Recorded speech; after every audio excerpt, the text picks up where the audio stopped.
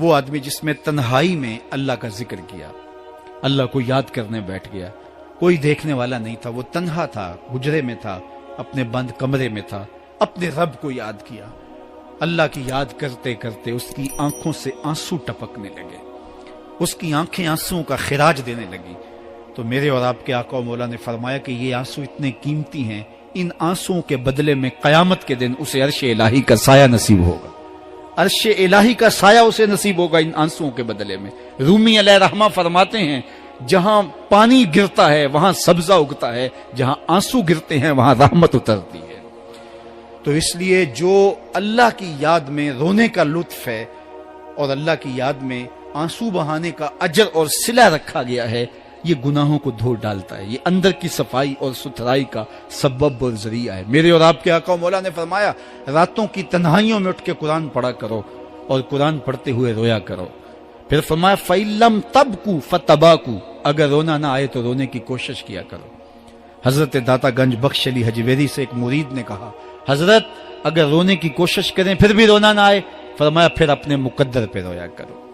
تم اتنے سنگ دل ہو گئے ہو کہ تمہاری آنکھیں آنسوں کا خراج نہیں دیتی۔ جو رونا نہیں جانتا وہ اللہ کی رحمتوں کو اور اللہ کی کرم نوازیوں کو کیسے سمیٹ پائے گا؟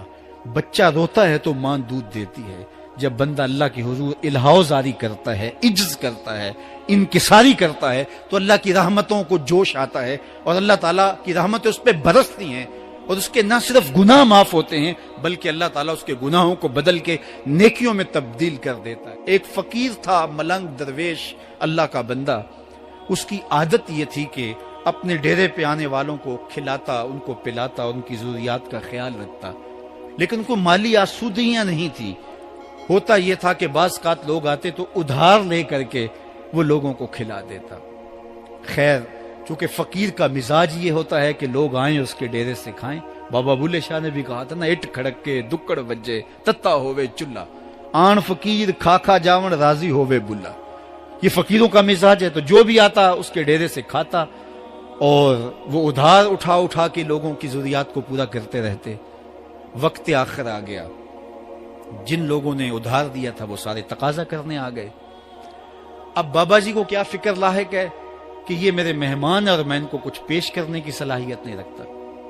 ایک بچہ تھا، وہ کچھ سامان بیچ رہا تھا، پتیسا بیچ رہا تھا یا کوئی اور چیز بیچ رہا تھا۔ اس نے گلی سے گزرتے ہوئے آواز لگائی، خادم کو کہا سے بلا کے لاؤ، کہا تم بیچ رہے ہو تو میرے مہمانوں کو کھلا دو۔ بچہ بڑا خوش ہوا کہ میں سارا دن گلیوں میں گھوم کے یہ پتیسا بیچنا تھا، اب یہ ایک جگہ ہی سارا فروخت ہو گیا تو یہ تو موج لگ گئی، میں جلدی گھر چلا جاؤں گا، میری ماں خوش ہوگی۔ تو سارا ان مہمانوں کو کھلا دیا گیا اور اس کے بعد کہا بابا جی پیسے؟ کہا تم بیٹھ جاؤ، جب ان کو ملیں گے تو تجھے بھی مل جائیں گے۔ وہ بیٹھ گیا، 2 4 10 منٹ بیٹھا تو بچہ تھا، پھر کھڑا ہو گیا، بابا جی پیسے؟ کہا جب ان کو ملیں گے تو تجھے بھی مل جائیں گے۔ پھر آدھا گھنٹہ گزرا تو پھر اس نے کہا بابا جی پیسے؟ میری ماں میرا انتظار کر رہی ہے، ہمارے گھر کا چولہا اسی سے جلتا ہے، میں یہ پیسے لے کر جاؤں گا اور میری ماں کوئی ہنڈیا خریدے گی اور ہم شام کا گھر کا کوئی سلسلہ کریں گے۔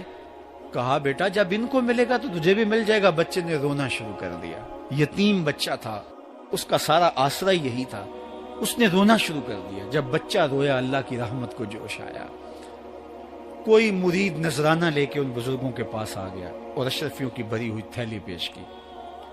وہ اتنے پیسے تھے کہ اس بچے کو بھی دیے، جتنے لوگ آئے تھے سب کا قرض چکایا، کہا جاؤ گھروں کو۔ تو سب نے کہا بابا جی ہم صبح سے بیٹھے ہوئے تھے تو یہ نذرانہ دینے والا صبح سے نہیں آیا تو اب کیسے آ گیا؟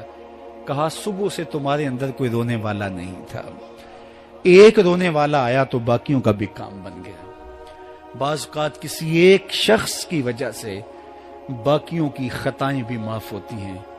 آج ہم اجتماعی طور پہ تا حد نظر اندر باہر اوپر نیچے اتنے لوگوں کے ہجوم میں اللہ کی بارگاہ سے یہ توقع رکھتے ہیں کہ مالک کتنے ہجوم میں کوئی ایک تو ہوگا جو تیرا لاڈلا ہوگا، کوئی ایک تو ہوگا جو تیرا بہت قریبی ہوگا، کوئی ایک تو ہوگا جس پہ تیری رحمتیں برسیں گی۔ تو مالک اس کے صدقے سے ہماری خطائیں بھی معاف کر دے، ہمارے گناہ بھی معاف کر دے۔ کوئی ایک رونے والی آنکھ مل گئی تو باقیوں کا بھی کام بن جائے گا۔ اٹھ فریدا ستیا تے میلہ ویکھن جا، وت کوئی بخشیا مل جاوے تے تو ہی بخشیا جا۔ میرے مالک ہم سب کی خطائیں معاف کر دے، ہم سب سے درگزر فرما، اور ہم سب کے باطن کو ستھرائیاں دے دے، ہمارے اندر کو پاکیزگیاں دے دے۔ بہت وقت میں نے اور آپ نے صاحب گزار لیا، تیزی کے ساتھ زندگی بیت رہی ہے۔ میں اگر اپنے آپ کو دیکھوں تو میری زندگی کتنی بہاریں کاٹ چکی ہے۔ اگر آپ اپنے آپ کو دیکھیں، کوئی 60 سال، کوئی 20 سال، کوئی 25 سال، زندگی تیزی کے ساتھ گزر رہی ہے۔ بندہ جب سوچتا ہے کہ میں 40 سال کا ہو گیا ہوں تو آگے میری زندگی کے اگر 30 سال بھی ہیں تو 30 سال تو کافی ہیں، لیکن وہ پیچھے اگر پلٹ کے دیکھے تو 40 سال یوں گزر گئے جس طرح چٹکی بجائی جاتی ہے۔ جب چٹکی بجانے کے وقت میں 40 سال گزر گئے محسوس ہوتے ہیں، تو جو باقی 30 سال اگر ہوئے بھی، وہ تو گمان ہے میرا، وہ تو گمان ہے آپ کا، ہمیں تو ایک سانس کا بھی نہیں پتا۔ پوچھا گیا زندگی اور موت کے بارے میں کیا خیال ہے؟ کہا فجر پڑی ہے، پتہ نہیں ظہر پڑھ سکیں گے یا کہ نہیں۔ کہا اتنی لمبی امیدیں لگائے بیٹھے ہو، کہا ظہر پڑی ہے، پتہ نہیں عصر پڑھنے کا موقع نصیب ہوتا ہے کہ نہیں۔ کہا یہ بھی طول عمل ہے۔ ایک بولا عصر پڑی ہے، پتہ نہیں مغرب پڑھ سکیں گے یا کہ نہیں۔ کسی نے کہا ایک رکعت پڑی ہے، پتہ نہیں دوسری رکعت بھی پڑھنا نصیب ہوتی ہے یا نہیں۔ کہا یہ سب تمہارے منہوں کی باتیں ہیں، میں تو کہتا ہوں ایک طرف سلام پھیرا ہے، پتہ نہیں دوسری طرف سلام بھی پھیر سکیں گے یا کہ نہیں۔ کیا موت اتنی قریب نہیں ہے؟ ہم نے اپنی آنکھوں کے سامنے لوگوں کو جدا ہوتے یوں نہیں دیکھا ہے؟ ہم کہتے ہیں اس کی خبر سنا رہے ہو موت کی، یہ تو میں نے ابھی سبزی والی دکان پہ دیکھا تھا، لیکن جب موت آتی ہے تو ایک لمحے کا تقدم اور تاخر نہیں ہوتا۔ تو صاحب آئیے اپنی زندگی کو اللہ اور اس کے رسول کی راہوں پہ ڈالیں۔ آج وقت ہے، آج موقع ہے، آج توبہ کا دروازہ کھلا ہے، کل سب کچھ نہیں ہوگا۔ آج اس کی رحمتیں آواز دے رہی ہیں، آج وقت ہے، وقت پر کافی ہے ایک قطرہ بھی آب خوش ہنگام کا، جل گیا جب کھیت برسا می تو پھر کس کام کا۔ اب آئیے سنیے، اس کائنات کے اندر ہمیں وہ خواتین ملیں گی جو پردے کے پیچھے تھی، لیکن پردے کے سامنے ماں نہیں آئی، عبد القادر جیلانی آئے۔ ماں پردے کے پیچھے تھی، پردے کے سامنے فرید الدین گنج شکر آئے۔ ماں پردے کے پیچھے تھی، مہر و ماں نے بھی آنچل نہیں دیکھا، لیکن پردے کے سامنے کربلا میں حسین ابن علی آئے۔ تو یہ پردے کے سامنے آئے، وہ پردے کے پیچھے تھی۔ تو جب مائیں پردے کے پیچھے ہوں تو پھر بیٹے جو ہیں وہ پردے کے سامنے آ کے وہ نقش ثبت کرتے ہیں کہ جو لوگوں کے زندگی کے نقوش کو جو ہے وہ اجال دیتے ہیں اور تقدیر بدل دیتے ہیں۔ تو اس لیے ماؤں کی ذمہ داریاں گھر سنبھالنا ہے،